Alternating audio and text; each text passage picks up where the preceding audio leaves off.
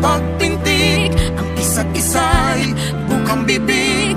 Nananaig ang pag-ibig, ang pagmamahal mahahanap